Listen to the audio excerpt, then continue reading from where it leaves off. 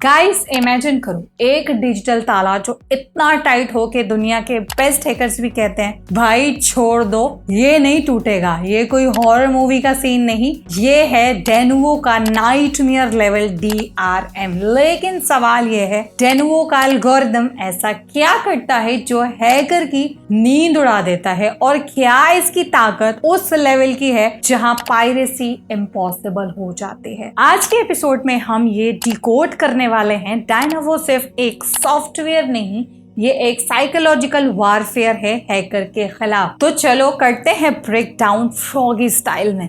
सबसे पहले बेसिक समझ लेते हैं। डेनुवो एक DRM सिस्टम है, यानी डिजिटल राइट्स मैनेजमेंट, जिसका मेन काम है गेम को पायरेसी से प्रोटेक्ट करना। बट अनलाइक नॉर्मल DRMs जो बस सरफेस लेवल पर सिक्योरिटी देते हैं, डेनुवो जाता है गेम्स के कोड के डीप लेयर तक। डेनुवो के अंदर यूज होता है एक टेक्निक जिसे कहते हैं कोड ओफस्केशन। सिंपल लैंग्वेज में बोले तो ये गेम के असली कोड को ऐसा मेसी और कंफ्यूजिंग बना देता है कि क्रैकर उसे समझ ही नहीं पाते। मतलब अगर एक हैकर सोच रहा है कि वो सिंपल क्रैक बनाएगा, तो डेनुवो के मजीद लेयर्स उसे साइकोलॉजिकल टॉर्चर की तरह फील होती हैं। इसमें एंटी डीबगिंग, मेमोरी इंक्रिप्शन और विजुअल मशीन्स तक का यूज होता है। जहां नॉर्मल गेम एक प्रोसेसर पर चलती है, डेनुवो के प्रोटेक्टेड गेम एक और विजुअल प्रोसेसर के थ्रू रन होती है,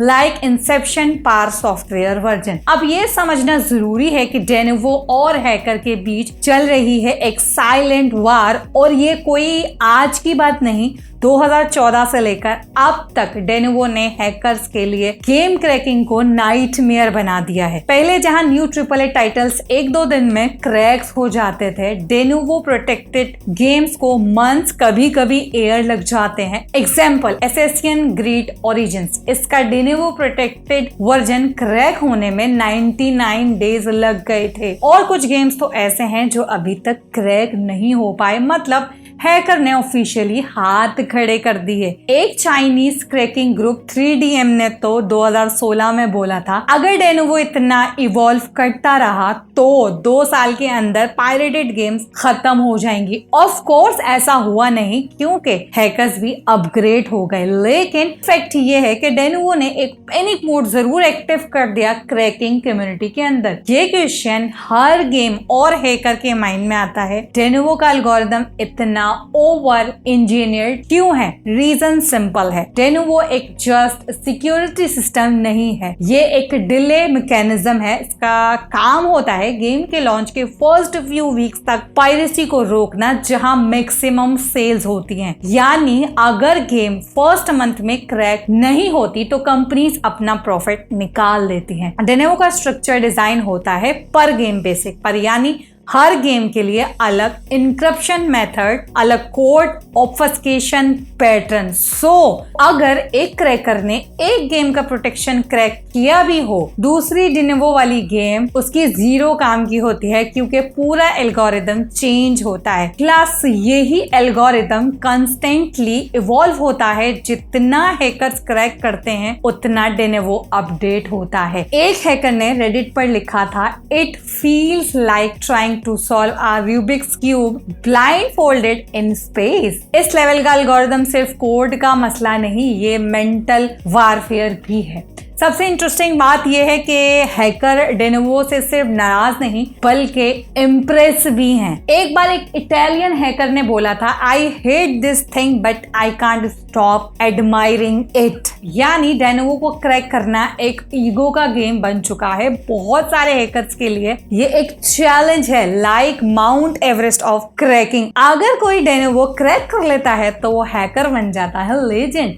लेकिन हर हैकर के पास इतना टाइम और रिसोर्सेस नहीं होता। डेनुवो का कॉम्प्लेक्स लेयर क्रैक करने के लिए वीक्स का dedication, high and reverse engineering tools और कभी कभी AI ड्राइवन डिबगर तक लगते हैं। इसी वजह से कई हैकिंग ग्रुप्स ने डेनुवो गेम्स को टच करना ही छोड़ दिया। उनका कहना होता है हम किसी और गेम पर काम कर लेते हैं जो लेस हिटैची हो। तो एक तरफ गेमर फ्रस्ट्रेटेड होते हैं परफॉर्मेंस इश्यूज से, दूसरी तरफ हैकर्स फ्रस्ट्रेटेड होते हैं सिक्योरिटी सिक्योरिटी से, ये $1 मिलियन सवाल है। क्या डेनेवो का डीआरएम सिस्टम ट्रूली अनक्रैकेबल है? शॉर्ट आंसर नहीं, लॉन्ग आंसर है, लेकिन क्रैक करना इतना मुश्किल है कि लोग छोड़ देते हैं। डेनेवो अब तक हर वर्जन में किसी ना किसी हैकर ने ब्रेक किया है, लेकिन टाइमलाइन इंपॉर्टेंट होती है। गेम जब रिलीज होता है तब उसका हाइप हाई होता है। अगर डेनेवो उस वक्त तक क्रैक होने से बच जाए तो कंपनी जीत गई, और जब क्रैक होती भी है तो कंपनीज ऑलरेडी पैसा कमा चुकी होती है। It's not about being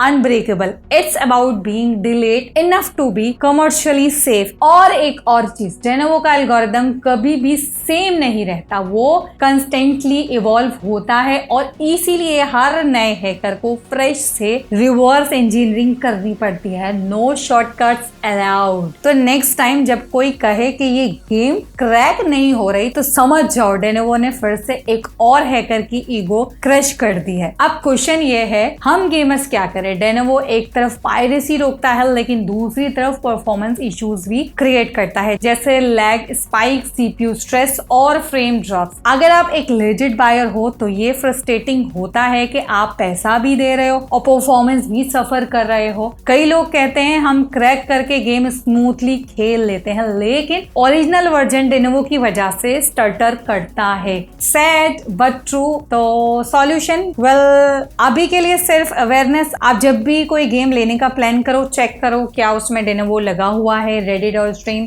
forums पर लोग ऑनेस्ट रिव्यू देते हैं। अगर लोग कह रहे हैं कि डेनेवो परफॉर्मेंस डिस्ट्रॉय कर रहा है तो वेट करो या सेल का इंतजार करो, या फिर डेनेवो फ्री टाइटल्स चूज करो, क्योंकि हर गेम डेनेवो यूज नहीं करती। At the end of the day hackers से ज्यादा डेनेवो ने गेमर्स को टेंशन में डाला है। बट क्या करें, यही है मॉडर्न डिजिटल गेमिंग की डीआरएम रियलिटी। तो गाइस, अब आप समझ गए हो कि डेनेवो का एल्गोरिदम सिर्फ कोड नहीं, एक कंप्लीट साइकोलॉजिकल बैरियर है। हैकर के लिए नाइटमेयर और गेमर के लिए मिक्स्ड बैलेंसिंग। अगर आपको ये एपिसोड इंफॉर्मेटिव लगा तो लाइक करो, कमेंट में अपनी थॉट्स शेयर करो, और फ्रॉगी गेमिंग को सब्सक्राइब करना मत भूलना, क्योंकि यहाँ हम करते हैं गेमिंग के हिडन टॉपिक्स का टोटल पोस्टमार्टम। मिलते हैं नेक्स्ट वीडियो में, जहाँ हो सकता है हम किसी और सीक्रेट डीआरएम का भांडा फोड़ दें।